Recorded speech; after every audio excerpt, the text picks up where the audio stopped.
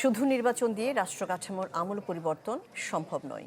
রাজনৈতিক দল, জনগণ সবাইকে গণতন্ত্রের প্রতি অঙ্গীকারবদ্ধ থাকতে হয়। রাজধানীতে জাতীয় নির্বাচন ও নাগরিক প্রত্যাশা নিয়ে সংলাপে কথা বলেছেন বক্তারা। নাগরিক প্ল্যাটফর্মের আয়োজনে সংলাপে অংশ নেন বিভিন্ন রাজনৈতিক দলের নেতারা।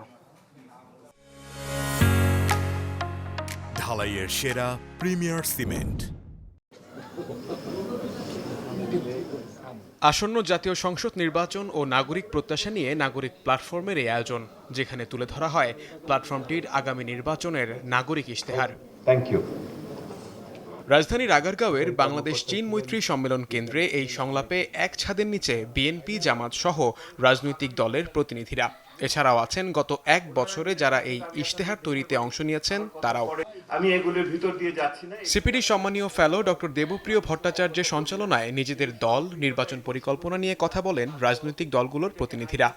আমরা যে কমিটমেন্ট করেছিলাম একটা নতুন রাজনৈতিক বন্দোবস্ত নিয়ে আমরা দাঁড়াবো, বর্তমান এই নির্বাচনের ডামাডোলে আমরা সেটা দাঁড়াতে পারি নাই। সেই ব্যর্থতার দায় আমাদের। সবাই মুখে বলি, নিজেদের সামনেও, এমনকি একান্ত গোপনে আয়নার সামনেও আমরা নিজেদের বলি যে আমরা পরিবর্তন চাই, কিন্তু আসলে পরিবর্তনটা দেশের সিংহভাগ মানুষ মনে হয় না। এই বিদ্যমান ব্যবস্থায় জবাবদিহিতা এনশোর করা খুবই ডিফিকাল্ট, কাঠামোটা খুবই দুর্বল। শুধুমাত্র একটি দলকে ভোটের মাধ্যমে ক্ষমতায় বসিয়ে দিয়ে আমরা আমাদের দায়িত্ব পালন করে শেষ করা হবে না, কারণ বিগত দিনে এটা হয় নাই। এ সময় আগামী নির্বাচনে নারীর অংশগ্রহণ প্রশ্নে বিপাকে পড়েন জামাত নেতা সাইফুল মিলন। বিএনপির স্থায়ী কমিটির সদস্য আমির খসরু তাগিদ দেন জবাবদিহিতার। আমরা কিন্তু লোকাল নির্বাচনে মেয়েদেরকে আমরা অংশগ্রহণ করিয়েছি এবং তারা নির্বাচিত হয়েছে, তারা কাজ করেছে। আপনারা দোয়া করেন, জাতীয় সংসদে আমরা নিয়ে আসব। সব দল মিলে বাংলাদেশের সংস্কার করে বাংলাদেশ পরিবর্তন হয়ে যাবে। I am sorry, I do not believe in this. সব দলের একসাথে হওয়ার কোনো সুযোগ নাই।